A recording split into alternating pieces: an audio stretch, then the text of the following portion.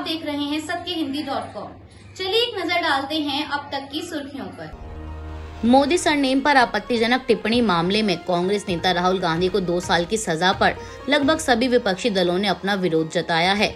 इस बीच खबर है कि कांग्रेस नेता रेणुका चौधरी ने गुरुवार 23 मार्च को राहुल गांधी के समर्थन में प्रधानमंत्री मोदी पर कड़ा हमला बोलते हुए एक ट्वीट कर कहा कि वे कथित सुपर्णखा वाले कमेंट के लिए प्रधानमंत्री नरेंद्र मोदी के खिलाफ मानहानि का मुकदमा दायर करेंगी।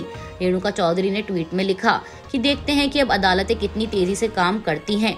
पूर्व केंद्रीय मंत्री ने पीएम नरेंद्र मोदी के इस कमेंट का वीडियो भी साथ में शेयर किया है, जिसमें पीएम मोदी ने राज्यसभा के अध्यक्ष को रेणुका चौधरी को हंसने देने के लिए कहा था। उन्होंने कहा था कि रामायण सीरियल के बाद आज ऐसी हंसी सुनाई दी है। आपको बता दें कि रेणुका चौधरी का ये बयान राहुल गांधी को 2019 के एक मानहानि मामले में दोषी करार ठहराए जाने के बाद आया है। गौरतलब है कि 7 फरवरी 2018 को राज्यसभा में पीएम नरेंद्र मोदी के भाषण के दौरान विपक्ष की ओर से काफी हंगामा किया जा रहा था। इस दौरान कांग्रेस नेता रेणुका चौधरी राज्यसभा के अध्यक्ष वेंकैया नायडू की किसी बात पर जोर जोर से हंसने लगी। इस पर पीएम मोदी ने कहा था कि सभापति जी, मेरी आपसे प्रार्थना है, रेणुका जी को आप कुछ मत कहिए। रामायण सीरियल के बाद ऐसी हंसी सुनने का आज सौभाग्य मिला है। कांग्रेस नेता राहुल गांधी को गुजरात के सूरत की अदालत ने 2 साल कैद की सजा सुनाई है। इसके साथ ही अदालत ने मोदी सरनेम संबंधी बयान को लेकर राहुल गांधी को जमानत भी दे दी है और उनकी सजा के अमल पर 30 दिनों तक के लिए रोक लगा दी है, ताकि कांग्रेस नेता उच्च अदालत में फैसले को चुनौती दे सकें। वहीं कोर्ट के इस फैसले के बाद कांग्रेस समेत अन्य विपक्षी पार्टियां मोदी सरकार पर हमलावर हैं। इस बीच खबर है कि कांग्रेस पार्टी ने प्रदर्शन का ऐलान किया है। इस प्रदर्शन को लेकर कांग्रेस अध्यक्ष मल्लिकार्जुन खड़गे कल गुरुवार 23 मार्च को पार्टी नेताओं के साथ अपने आवास पर बैठक की और करीब 2 घंटे चली इस बैठक में 50 सांसद मौजूद रहे। इस दौरान कांग्रेस महासचिव जयराम रमेश ने कहा कि शुक्रवार को सुबह 11:30 बजे से 12 बजे के बीच हम लोग विजय चौक जाएंगे। हमने राष्ट्रपति से मिलने का समय मांगा है। सुबह 10 बजे विपक्षी दलों की बैठक होगी। शाम में कांग्रेस अध्यक्ष मल्लिकार्जुन खड़गे राज्य कांग्रेस के अध्यक्ष के साथ बैठक करेंगे। सोमवार को दिल्ली में और अलग अलग राज्यों में प्रदर्शन होगा। जयराम रमेश ने कहा कि यह सिर्फ कानूनी मुद्दा नहीं है, यह गंभीर राजनीतिक मुद्दा है जो लोकतंत्र से जुड़ा है। ये मोदी सरकार की धमकी, डराने, उत्पीड़न की राजनीति की बड़ी मिसाल है। इसे हम कानूनी तरीके से लड़ेंगे। यह एक राजनीतिक मुकाबला भी है, हम इससे नहीं डरेंगे।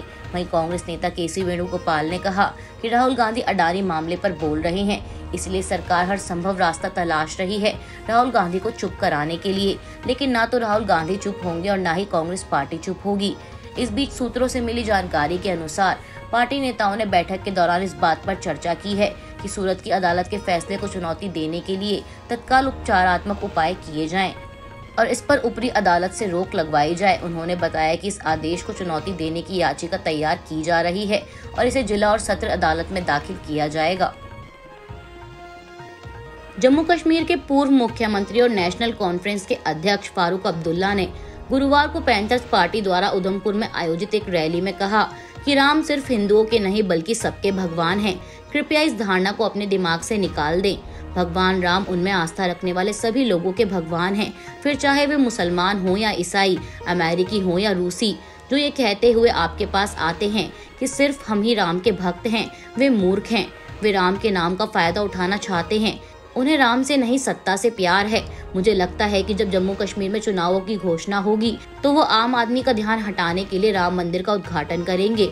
अब्दुल्ला ने भारतीय जनता पार्टी पर निशाना साधते हुए कहा कि बीजेपी सिर्फ सत्ता में बने रहने के लिए राम के नाम का इस्तेमाल करती है। इसके साथ ही उन्होंने ईवीएम को लेकर भी सवाल उठाते हुए कहा कि लोगों को इसके इस्तेमाल को लेकर सतर्क रहना चाहिए। इसके अलावा अब्दुल्ला ने विपक्षी एकता को लेकर एक बार फिर दोहराते हुए कहा कि विपक्षी एकता में किसी भी तरह की बाधा नहीं आएगी, चाहे वह कांग्रेस हो, नेकाम या पैंथर्स पार्टी। हम लोगों के लिए लड़ेंगे और मरेंगे, लेकिन हम सब एकजुट रहेंगे। आपको बता दें कि जम्मू कश्मीर में आने वाले महीनों में विधानसभा चुनाव होने की संभावना है और सूबे के कई प्रमुख दल बीजेपी के खिलाफ लामबंद होने की तैयारी कर रहे हैं। झारखंड के धनबाद एयरपोर्ट के पास एक निजी घर पर ग्लाइडर क्रैश होने की खबर सामने आई है।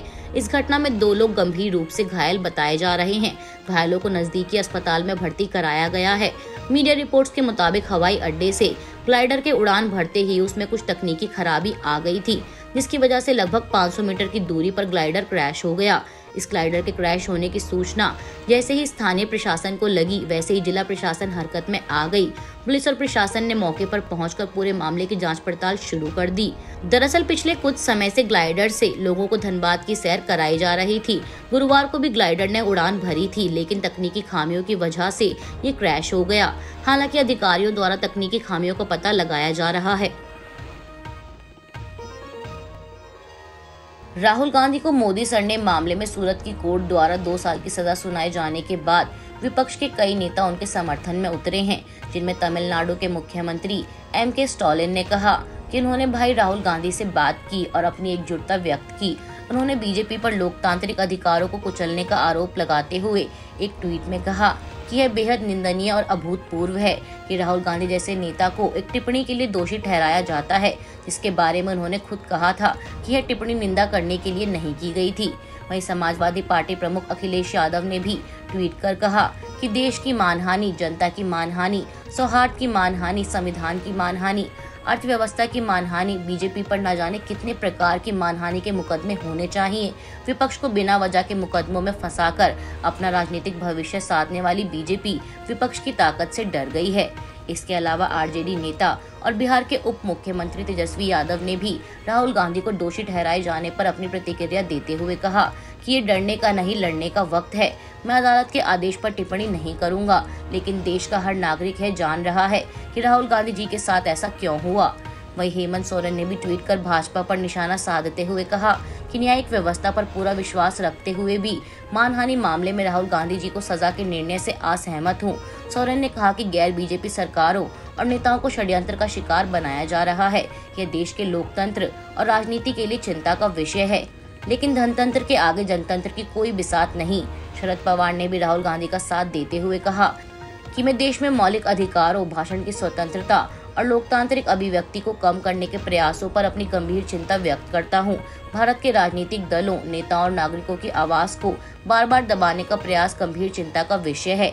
इसके साथ ही राज्यसभा सांसद संजय राउत ने भी ट्वीट कर राहुल गांधी का समर्थन करते हुए कहा कि जिस कोर्ट ने राहुल गांधी को 2 साल की सजा सुनाई है, वो कोर्ट गुजरात में है, इसलिए कोई टिप्पणी नहीं। लेकिन अगर किसी को लगता है कि विपक्ष डर जाएगा, मैदान छोड़ देगा, तो ये गलत सोच है। हम संघर्ष करेंगे। जय हिंद। जाने माने अधिवक्ता और बीजेपी सांसद महेश जेठमलानी ने कल गुरुवार को एनडीटीवी को दिए एक अपने इंटरव्यू में बताया कि राहुल गांधी 2013 के सुप्रीम कोर्ट के एक फैसले के तहत संसद से अपने आप अयोग्य हो गए हैं। उन्हें प्रधानमंत्री नरेंद्र मोदी पर उनकी टिप्पणी से जुड़े मानहानि के मामले में सूरत की अदालत ने 2 साल की सजा सुनाई है। जेठमलानी ने कहा कि कानून के अनुसार वे अयोग्य हैं। हालांकि फैसले की सूचना भी अध्यक्ष को दी जानी है, लेकिन आज की स्थिति में वे अयोग्य हैं। उन्होंने बताया कि लिली थॉमस बनाम यूनियन ऑफ इंडिया मामले में सुप्रीम कोर्ट ने फैसला सुनाया था कि किसी भी सांसद, विधायक या एमएलसी को किसी अपराध का दोषी ठहराया गया है और न्यूनतम 2 साल की जेल दी गई है। कोर्ट ने इसे असंवैधानिक बताया था और कोर्ट के फैसले के खिलाफ एक अध्यादेश मनमोहन सिंह की सरकार द्वारा लाया गया था, जो कि उस समय सत्ता में थी। राहुल गांधी ने मीडिया के सामने कहते हुए इसे खारिज कर दिया था कि इसे फाड़कर फेंक देना चाहिए। आलोचकों ने इसे कांग्रेस के सहयोगी लालू यादव को बचाने का कदम बताया था। तब लालू यादव पर चारा घोटाले में मुकदमा चलाया जा रहा था। महेश जेठमलानी ने आगे कहा कि राहुल गांधी केवल संसद में तभी रह सकते हैं जब कोई हाई कोर्ट ट्रायल कोर्ट के फैसले पर रोक लगा दे, जैसा कि पहले के कुछ मामलों में हुआ था।